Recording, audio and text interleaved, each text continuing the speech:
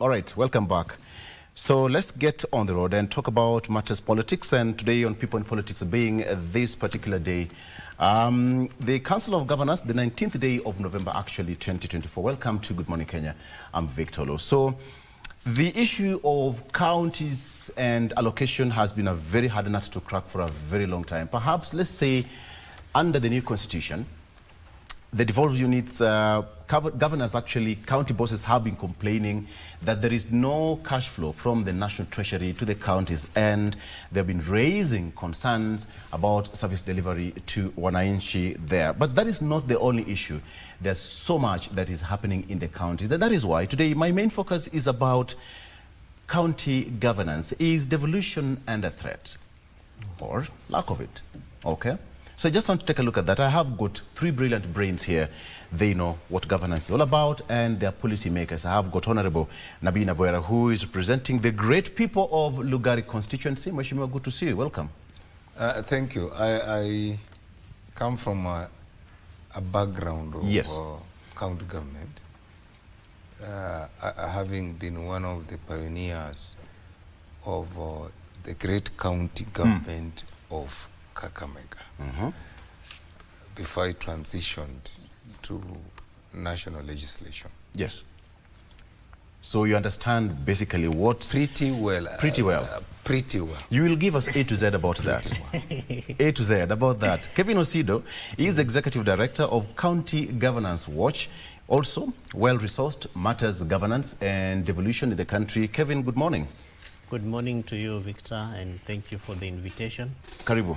You know, when Mheshimiwa Nabii Nyabwera talks about his inaugural stint at the county government of Kakamega, and I remember engaging with him at the Council of Governors very many times when he also served there as a senior officer. Yes.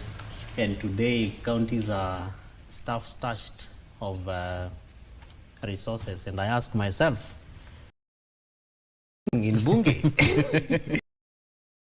just leave it at that. Just leave it at that. He will answer. The Deputy Governor of Muranga also he'll give us A to Z on what is happening in the counties. Mheshimiwa, welcome to Good Morning Kenya. Yes, good morning. Yes. Good morning to all our listeners, and especially my constituents. Yes. We are the one now, the responsibility now to steer the governing ship of Muranga County for the next 5 years. Great. And we are grateful that we have the opportunity to have an impact to our people. Very beautiful. Yes. That is what service is all about to wananchi. So let's get it on the road. Just before we continue, yesterday the Council of Governors led by the chair, Governor Ahmed, they had a meeting yesterday in Westlands, and perhaps let's just start by hearing what they said yesterday before we continue with this discussion. Director. All right, that will be coming shortly. But let me start with you, Mheshimiwa Nyabwera. You are a member of parliament, and Kevin is making an accusation and a big question to you. He's raised a very big question, but I'll not ask that question. He'll ask that question. Okay. But let me start by asking you, what do you think is happening with devolution? Are we missing the DNA of the real intention of devolution? Leave alone the lack of cash flow, devolution as a block. Again, Victor, I also want to declare another interest. Go ahead. In all these matters. The four overarching acts of parliament that operationalized devolution. Again, I participated in the Mutaha Kangu task force as one of the experts. So, coming from the background of human resources, I have a lot of input on many of the things there. The Intergovernmental Relations Act, the County Governments Act. And in fact, it is my model that was adopted that created the current wards as they exist. I am the one who gave them the formula. Okay. What is it that is the problem? 13 years, actually 15 years, because we started working on devolution exactly in 2010, immediately after we promulgated the Constitution. 15 years. When a constitution is written, there are two cardinal things that people have in mind. One, that the people who are coming to implement that constitution will have good faith. That's cardinal. So sometimes nitty-gritties are avoided, imagining that every one of us will be guided by what we call common good. Yes. The second principle, when a constitution of this nature overwhelmingly supported, because it was about 67% approval at the referendum. Yes, at the referendum. The other principle then is assumed that all of us, it will carry every one of us towards destiny. Yeah. And this destiny, for the Kenyans, they had decided that they want resources at the grassroots, and they want to participate in determining how those resources affect their lives. Now, when we promulgated the Constitution, unfortunately for us, two mistakes were made. One mistake was to assume that National Treasury will follow sync as the Constitution defines. However, it remained an institution of the national government. They did quickly. Yeah. In fact, I want to laud the current CS. He then seems to understand a bit more about devolution. But the rest of the people thought they were serving one government. So that the county governments had to go back to the National Treasury and... Every other time there was war, unnecessary war. And I'm saying this from a point of knowledge. Was it deliberate? It's like you take a student from Alliance and you want him to fit into Lugari Boys, he will have problems. So what are you saying? in terms of, it's the question of mindset. But why are you using your own school? Yes, because there's a very big difference between my school and that of Alliance Boys. So it's a question of mindset. So they continued behaving centralistic instead of accepting that there's now devolution, we must change our approach. Why am I saying this? Why I'm saying this? Until at some point, the then chairman of Council of Governors, Isaac Ruto, threatened a referendum of his own, certain functions which were under Schedule 4 devolved to the county government. The central government, the national government, never wanted to let go. Up to today, there's something which National Treasury and Senate took too long to do. It's not Treasury alone. Just a minute. You will execute your story. Why did they take too? What is this that they took too long to do? Costing of the functions. You know, people think the problem is Parliament. No. Up to today, I can tell you, National Assembly is not the problem. Tell me, what is the cost of livestock? Okay. Tell me.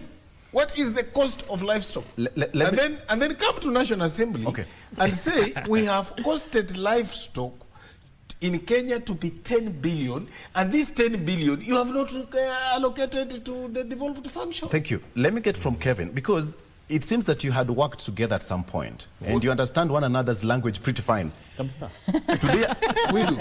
Today there's no friendship here. Let me ask you, Kevin, based on what Mheshimiwa is saying, give me A to Z about why we are not getting it right 14, 15 years later. That it had to call for the top level, committee of the Council of Governors to bring out, to have a press conference, say, within 30 days, if this does not work, we are going to hold operations in the counties. Mheshimiwa has given us a very good background onto that. Yeah. And Victor, that story that you are referring to is also not new. Yes. It's not. It is not new. In fact, for your information, there is a time when the Council of Governors actually sued the national government and went to court, particularly because of similar concerns. So even as Mheshimiwa talks about that background, which I am very well in agreement with, there are serious fundamental issues that need to be adjudicated. And one of those issues, just to add on what he called good faith, is indeed political goodwill. We have not seen effective political goodwill from the highest apex of the officers of the land to be able to segment what devolution means. And there are very many other stories that I can share with you, including what he is calling costing of functions. But remember that even before we get to the costing of functions, we have what we call total devolution of those functions. Yes. That has not been done according to certain functions are still remaining. Yeah, certain functions are still remaining with the national government, and they are very primary core functions to what devolution is, which is really the spirit and the letter of devolution. The things that the citizens of Kenya said that we want these things to be dealt with at the ground. For the sake of Wananchi, for example, can enumerate them. Yes. Affordable housing. Housing is fully devolved. You wonder what the national government is still doing with housing, including these things we are calling affordable housing. We are building here, building there. It is ultra-vires. Yeah, even the existence of National Housing Corporation being held at the national government to be siphoning resources that are supposed to be used by county governments.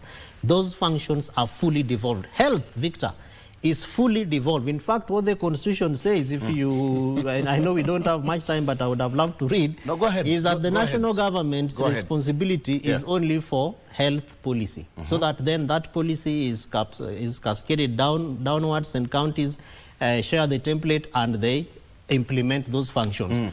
Water, Victor, is fully devolved. You wonder what Ministry of Water and all these other engagements are, including what we call RDS, the Regional Development Authorities, that still hold some of these functions. Mheshimiwa talks about livestock, but is not telling you that even agriculture is fully devolved. So that these concerns around fake fertilizers, budgets for fertilizers, crops and all these things, hizo zote ni kazi za serikali zetu gatuzi.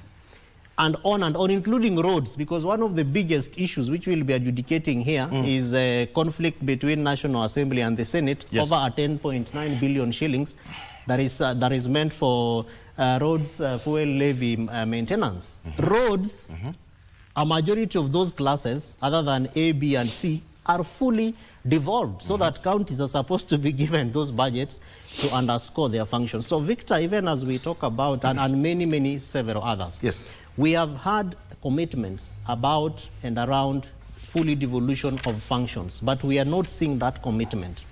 Number two, or number three to this, Victor, is of course we cannot let loose the county governments.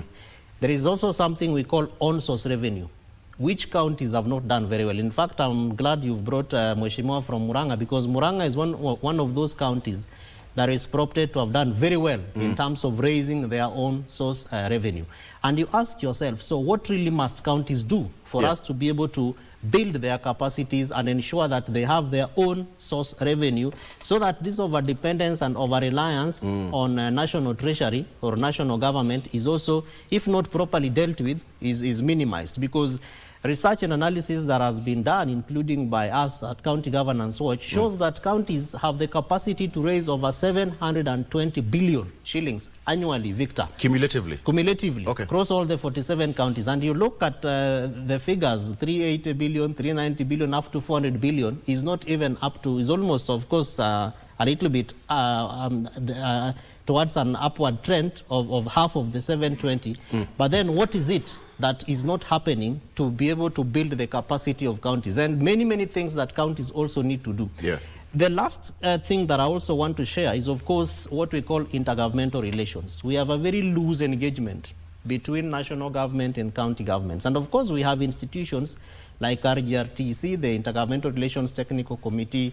We have other agencies like Commission on Revenue Allocation, among others, which are supposed to be supporting and building capacity of counties and ensuring that there is an engagement, so that issues around lack of fundings or monies going to counties should not be at this late stage of the budget process. Yeah. Engagements, conversations should be happening at the beginning of the budget making process, and these issues, Victor, need to be addressed at certain institutions. For example, IBEC.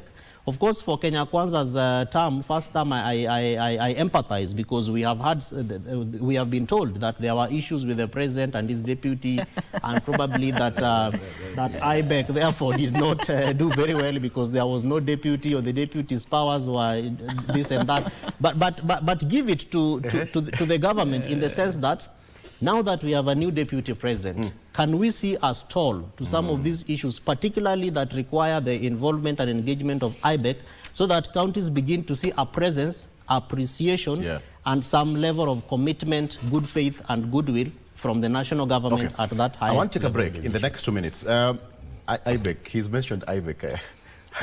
Is it vibrant? Okay, let me get your opening remarks. Okay. Thank you very much. I want to agree with my co-panelists here.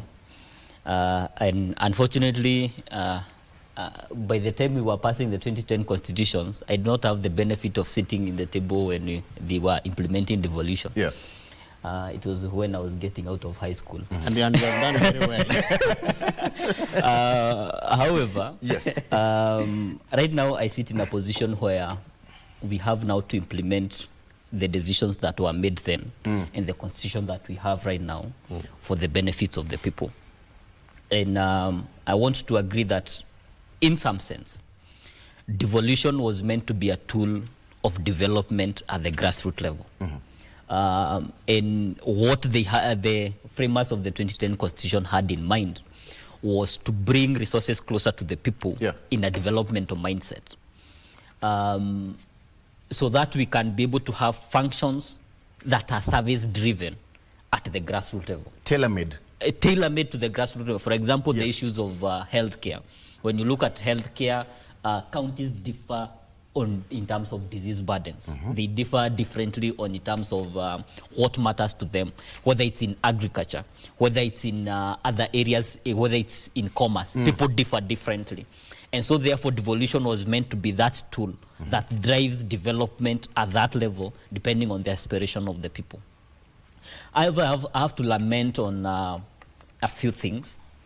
Number one is the spirit to which the constitution was implemented on devolved function. And I have to agree with Mheshimiwa on the issue of treasury, for instance. We're supposed to have something like a county treasury that was supposed to have the responsibility of now engaging now on the financial, physical management of a county at the county level. Okay. However, we have institutions at the national government that still hold even implementation or even implementation of county budgets. One of such institutions is the control of budget. Right now, I want to term control of budget not as a facilitator, but rather as a gatekeeper to the county government in terms of implementation of a budget. If I requisition, for example, the buying of this cup of tea into the system, the control of budget has to approve that I need this cup of tea. And he or she might decline me purchasing this cup for the service for whatever reason. If I'm providing a service, for example, right now we are in the middle of requisitioning a healthcare package for the Kangata Care beneficiaries of the people of Moranga. These are 160,000 people who we have given a health insurance coverage as a county government. In that process, it has to go through hoops. The same government, it has to go through hoops. And sometimes it's even declined by the controller of budget. So that, and it takes longer than I would expect. Let's on that drop, can we take a break? Okay. Let's just take a quick one. Okay. Then we come back, you'll pick it from there. Okay. Interesting debate. Stay with us.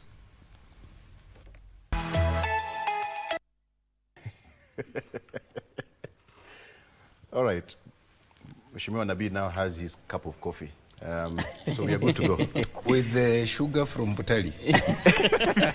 Is that Mubia so sound? No, this one sounds like Butali. You know the taste. Very good. All right. So, DG, you are executing your point. You continue kindly. I was speaking towards the issue of implementation of devolved functions and fully devolved functions. And this is the question that you're asking today, whether devolution is under threat. And I have to speak from the point where we are in a situation where even the National Treasury does not disperse money to counties as prescribed, that on every 15th of every month, the monies of the previous month should have been dispersed on every 15th of every month. However, right now, as county governments, we are paying last month's salary this month. When Mheshimiwa here and everybody in the national government received their salaries before the beginning of the month. I thought Victor said he has not received his. I'm not a member of National Assembly. This is a national institution. And all the national government employees receive their monies in good time. Right. I don't think the national government employees, the police officers, or even the members of parliament, those who work in the national ministries, have to worry about receiving their salaries. Because like clockwork, monies come. In the county government right now, we are appropriating the money that we are having to work with was money that we received in the month of August. We are still working with that. We don't have the money of October. We don't have the money of from September. And yet, we are here. I have 167 health centers in Moranga. That I have nurses, I have doctors, I have clinical officers. I have 700 ECD teachers. I have 700 ECD centers with 1,400 ECD teachers who require payment. I have service provision points on every corner. County governments are service driven. That means the bulk of our budget goes towards service delivery. These people haven't been paid. And the question we are asking, they are expecting for service provision. And at the same time, the thing that is supposed to ensure that devolution happens, then provide the money by 15th, give the money. And then we can start asking questions whether we are responsible for, because that's another different question. How we appropriate that money is quite different from, you have a constitutional mandate to provide this money by this date. The second point would be on terms of the functions that, and my panelist here brought up the issue of all source revenue. And I want to thank you very much because you have seen at what we have been doing in Moranga. Of course. And in Moranga, when we got in, we were at 486 million within the financial year that we got in. We have been able to push that one to 1.1 billion. Within 2 years that we have been in the administration. However, I want to put it, we have the responsibility to expand our own source revenue for the purpose of self-sustenance. But what Mheshimiwa here said, that the national government still holds functions that generate revenue that still go to the national government. Two examples. One is on housing. All the housing that is maintained by the county government of Moranga, the monies are still paid to the national government. Look at one of the most important key areas, and it's in agriculture and cooperatives. Cooperatives are fully devolved, yet all the revenue streams of cooperatives are paid to the commissioner of cooperatives in Nairobi. Yet I have over 60 cooperative officers who their work in day out is to audit cooperatives and work for these cooperatives on a daily basis. Yet all the revenue generated from the all cooperatives are swept and gone. Okay. Went to Nairobi. And I also want to put it as this, including our own source revenue. Our revenue accounts, every closure of every single day, those monies are swept to the accounts, to the CRF accounts at the National Treasury. That means you also have, after getting the on-source revenue, you have to go through this process again, now to the controller of budgets, who is also a gatekeeper of the same money that you have collected, for you to even do, and there are laws, the PFM Act is very clear, that I cannot spend money at source. Even a single coin. If I dare spend a single coin at source, then I am at the Senate for inappropriation of government funds. You know, Mheshimiwa DG, let me just come back here and ask Mheshimiwa Nabwera, because Mheshimiwa Nabi, when Honorable Raila Odinga spoke around 3 or 4 days ago, he said that the National Assembly is trying to dip its fingers on some of the more executive roles, also being echoed by DG here. Some of them are Road Maintenance Levy Fund and the National Government Affirmative Action Fund. I don't know whether executive... First of all... And you know, the two gentlemen are accusing the national government. There's that tip between the national government and the Senate. Let me help you. Go ahead. If you read this constitution, and I have it today here, I will take you to many areas. You know, people pick selective areas of the constitution, and they want to give it its interpretation. You know, Article 186 and Article 187 of this constitution, all right, which refers to functions of national and county government. It's very clear. It says where a function is allocated to both county and national, it's called a concurrent function. Running together. Exactly. Yeah. And health is one such. That's what people don't know. The level 5s, the level 6, you know, those are health facilities, but they are in the national government.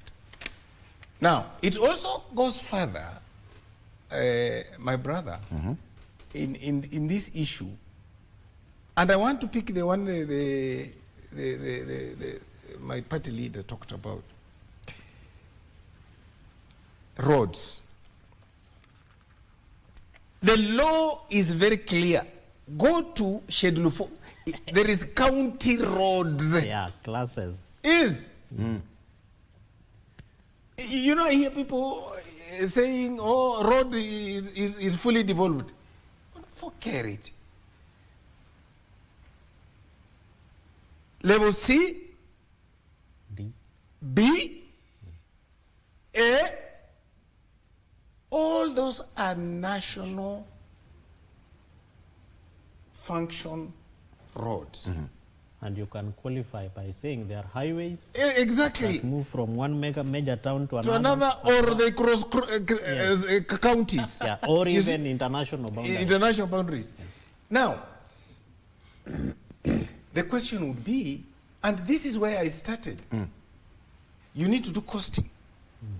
Costing of county roads, and costing of these other three levels of roads.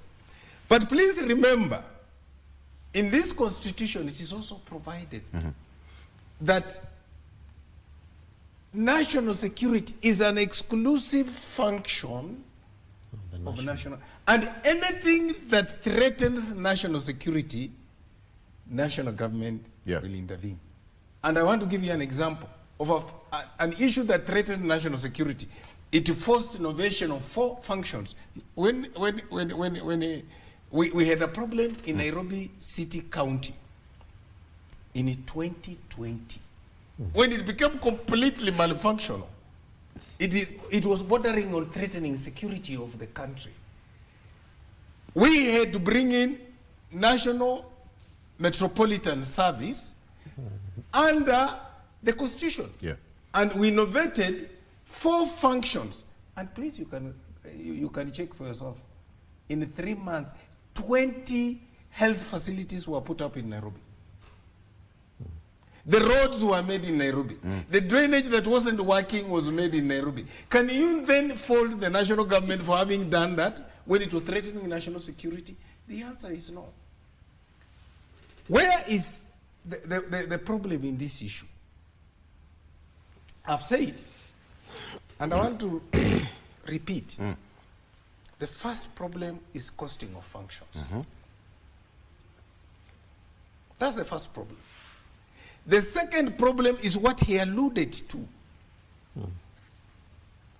Can national government let go what belongs to counties? And please, the principle in this constitution is that money follows functions. Yeah. Which is not usually the case. Okay? Now, And I so want to help my brother here. There is a very good reason, and I was on that table, why we had the control of budget. Please, where we are all collecting taxes to one center, and we are then expending those taxes from that one center. There was very good reason why we needed an institution that ensures that these taxes are expended for the reasons they are supposed to. And please, the control of budget does not only approve money for county government. It does the same for national government. And you have seen him, you have seen that institution come up and say the national government has not done this meant for them. In their report, they have been very clear. And that is one institution I will insist. Let me tell you, Victor, in this, go and read the last report of the control of budget, and then you will see why governors are complaining about the control of budget. He's saying this money was budgeted for this, but it was not used for it. He said it was used for trips, it was used for tea. He says the act says this amount of money percentage should go into development. Some counties have as less than 20% of the money in development. So where's the difference? You see, this is a question that, and I'm glad that Mheshimiwa has brought up that point, because this is a question that counties have been asking themselves. In the beginning, what is classified as development and what is classified as recurrent in this question is something that still remains to be a debate. Why? Because the money that is spent on doctors who are providing service for health facilities, the money that is provided for teachers who are providing that service, in the beginning of devolution, they were initially put procurement of life-saving drugs, non-pharmaceutical lab reagents. They were classified as development in the beginning of devolution. In 2014, 2015, it changed. They were amalgamated now to be recurrent, not development. And then it became a strain where now we have to thread a needle between. I have, and I'm going to give a very good example. My health budget. In Murang'a County, the health budget accounts for a third of the entire county's budget. A third. That means it's 3.1 billion for the Murang'a County. Yet, the drugs that I'm supposed to procure, I have a deficit of almost 200 million.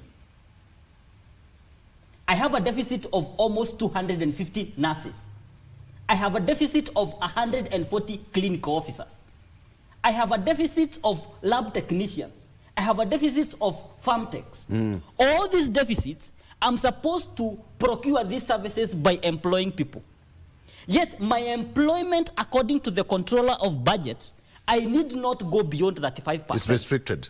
And as I sit here right now, I am at 46%. And yet, then the question now gives, I want to provide these services.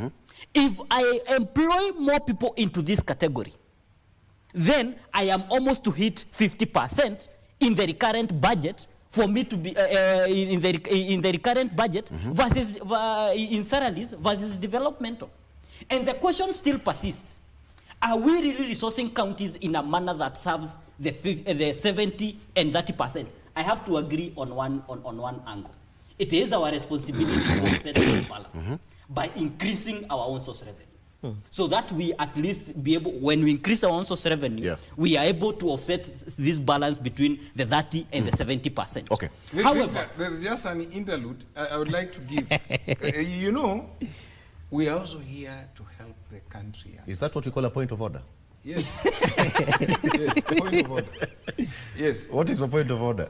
Is that, you know, as much as the deputy governor wants to raise feathers about the issue of treating health as recurrent and... not health. I mean... not health. Service provided to the people. No, please. Service provided to the people. The drugs and the services that require people in those positions. Now let me help you as a professional. Now, let me now help you here. You know, the PFM Act is an overarching act. Across the board. Across board, national, county government, to bring sanity. Okay? We cannot have a different definition for recurrent for national government and have another definition for recurrent for county governments. And that is why, and I was on the table there. That's why in 2014, county government sat down with the national government and said, what is recurrent? Okay. And what is development? What is recurrent in national government is what is recurrent in county government. What is development in national government is what is development in county government. Is National Assembly the big problem here? Victor, can I make my... Okay. Just a point on this. Yes. You can also add with the 380 billion and 400 billion, that figure. Yeah. And the tiff between the National Assembly and the Senate, where there's disconnect. That tiff is political, yes, to start with. It is largely political. Yeah, it is neither technical nor is it legal. Okay. As some of my friends say, the law is very clear. So let us follow that law and ensure that we give counties the percentage that the law suggests or proposes, and that disbursement is also done on time. Yeah. As it is right now, the politics of it is purely because of 2027 election campaigns, and people are already seeing very far away. So the figures are neither here nor there. What needs to be done is to give counties what is due to them. Of course, there are also certain technical aspects to that. For example, our debt repayment and concerns as a country. Remember that it is a national government that is largely ballooning this debt, and we don't see contributions from the county governments into the debt conversation. Number two, of course, our concerns are, and largely what we are what we are talking about, functions, who needs to do what and who needs to not do what. But I just wanted to make an addition on this control of budget, because we work very closely with the office, and maybe Madam might ask me, but Kevin, you are on that table. Now that Mheshimiwa is talking about being on that table, I might be asked, you know, you are watching you and you are also on that table, but you didn't say. The Constitution of Kenya in Article 228 actually creates the office of the controller of budget, and goes further in Article 229 to create the office of the Auditor General. And there are very, very good reasons, Victor, as to why these offices have been created, to be able to ensure fiscal responsibility and accountability and financial prudence. So, from a civil society perspective and our engagements with these two offices, and even some of the parliamentary commissions, PIC, PAC, and others, we applaud very highly the Office of the Controller of Budget, because there is nowhere where, for example, this office has failed to meet its constitutional obligation and threshold, which in fact also require that every 3 months they issue reports. The challenge, Victor, is what we referred to earlier on as intergovernmental relations and engagements. So that I think it is in every county that there is an officer for the Office of the Controller of Budget. Correct. Who is supposed to sit and work with Basically, counties. that is what he was trying to allude to. Yeah, but he's dismissing the office. And what I'm trying to do... No, I'm not disputing the merits of the Office of Controller of Budget. Yeah. what I am indicating is the office is supposed to be a facilitatory office. It facilitates both the national government and the county government in this process. To facilitate? The question here that I am raising is, you cannot be a facilitator and at the same time you become the gatekeeper.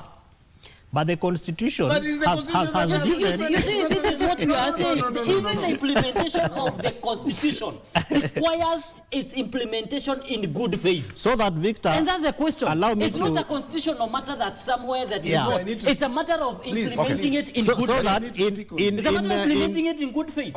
in adjudicating that good faith, Bwana DG, is to sit with the officers of the Office of the Control of Budget at the counties. We engage with them, and in fact, for some of these officers, even getting county officials to share the recommendations of the report is very difficult. And you ask yourself, you sit in the same county, why are they running away from you?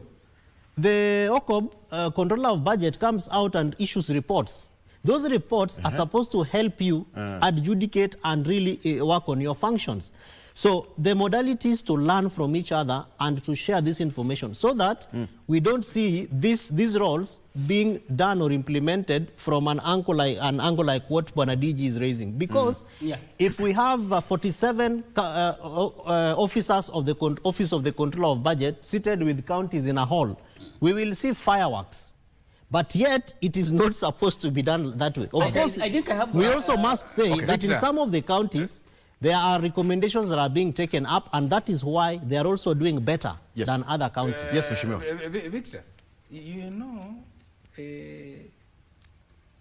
I'm disappointed with the DG on this issue because the law is specific. Actually, for the functions of the control of budget and the Auditor General, the law has chosen particular words. And they have been specified. Yes, and look at this. 228 3. The controller shall, subject to Article 251, hold office for a term of 8 years and shall not be eligible for reappointment. There's a reason for it. Yeah. 4. The control of budget shall oversee. My friend, overseeing is supervision. Supposed to supervise you people if you don't know. Overseeing is supervision.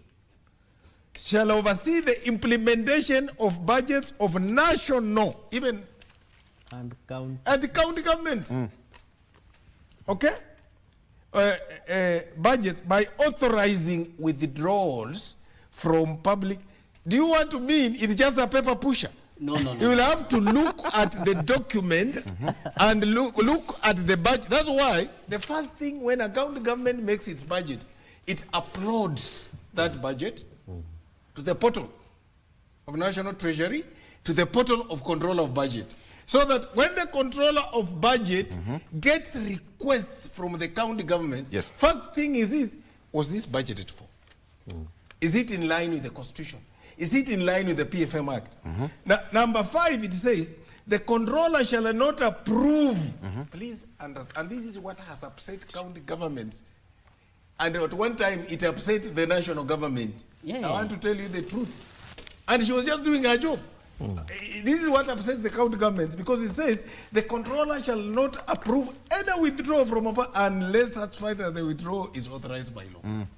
So I have to agree with Mheshimiwa here. Just a minute. I need you to tell us today where I'm coming to that where point. the controller of I'm coming to budget that has overreached her mandate I'm coming to that of overseeing I'm coming to and that approving. Point. I'm coming to that point. And gatekeeping. Because on a daily basis, and I have the requisition process has 34 processes. The requisition process for me to requisition, let me come to it. It is constitutional under the PFM Act, under the Constitution, and those mandates are spelled out along those lines. They have almost 34 processes. And each and every time, we have usually, and from a point of implementation, we sit with the controller of budget officer at the county treasury on each and every requisition that is made. And each and every requisition that is made, we go through the entire process. It's approved at the county level.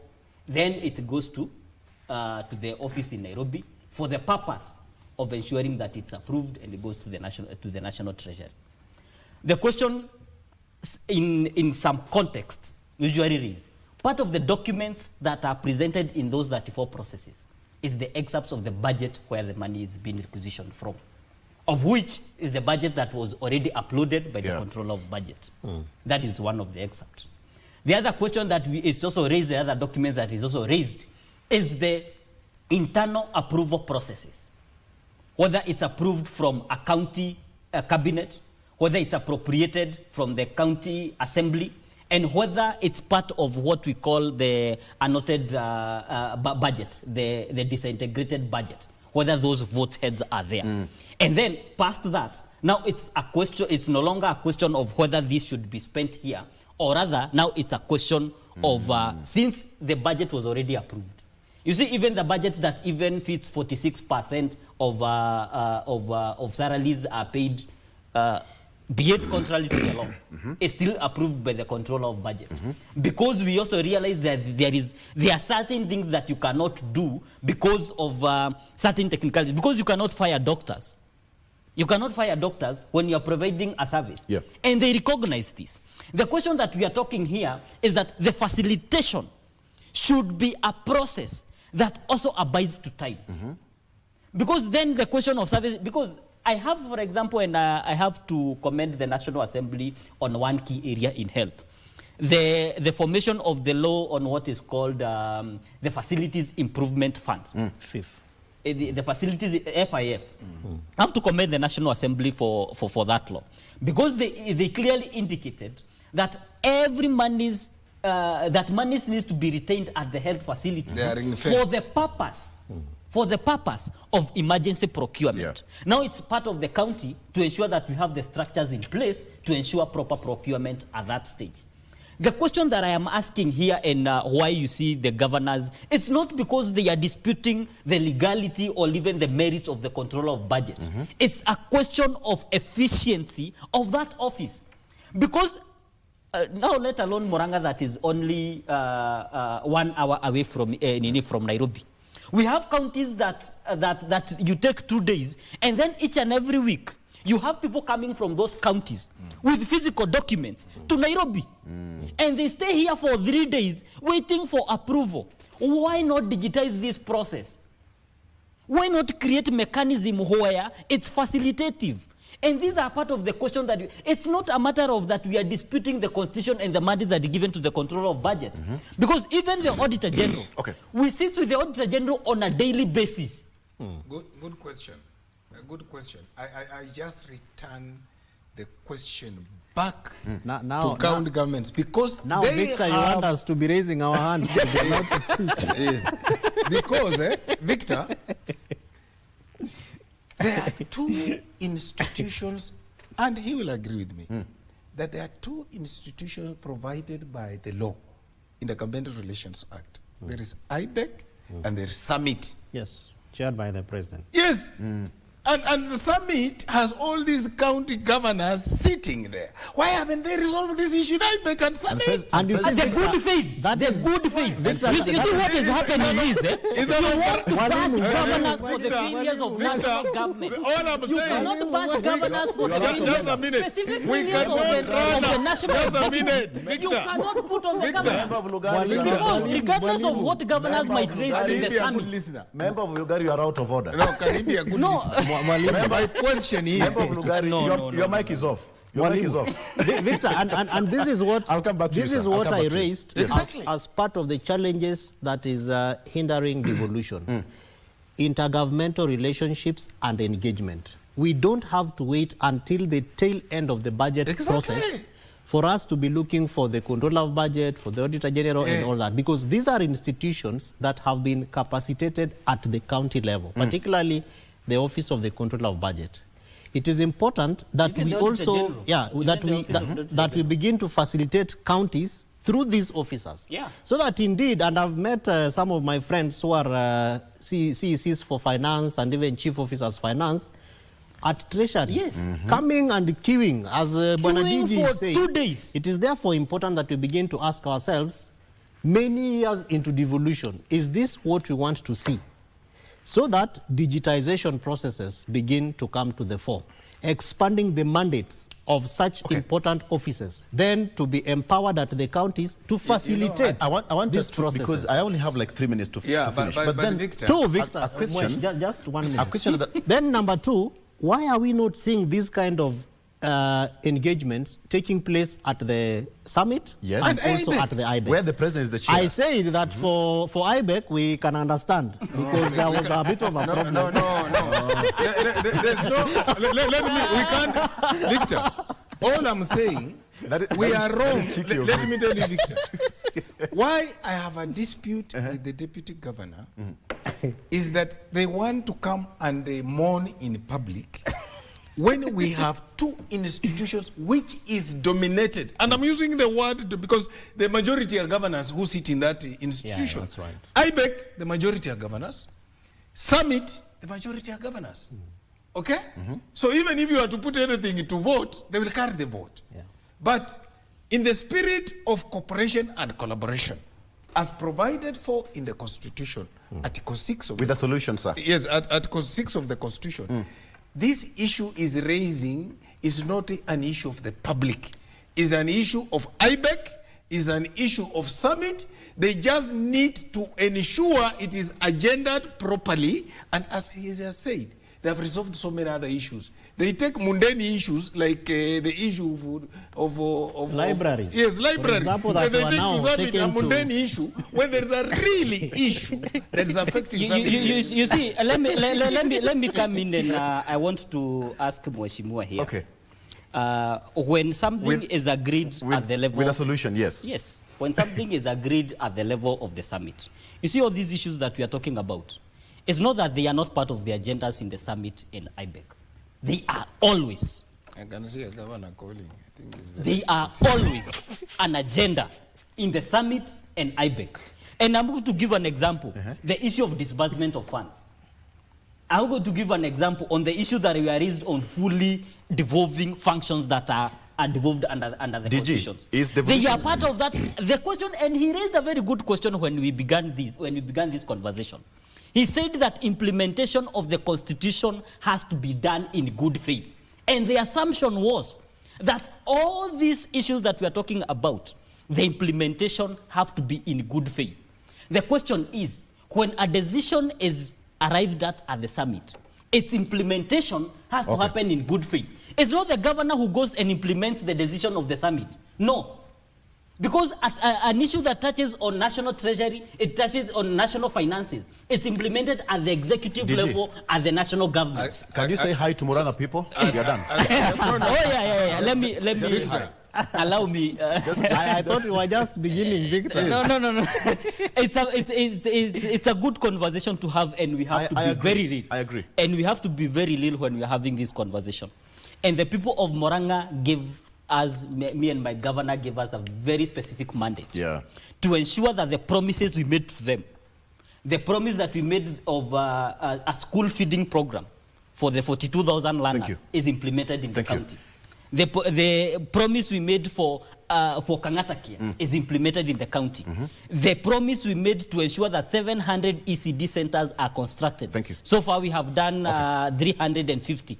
What I want us to do That's the mandate I am for the people of Muranga. What I want us to do is continue to do so. Gentlemen, I'll create enough time so that we can come back and finalize. This is part 1. Yes. It has to continue because devolution is a continued process and our constitution is a living document. You all agree that.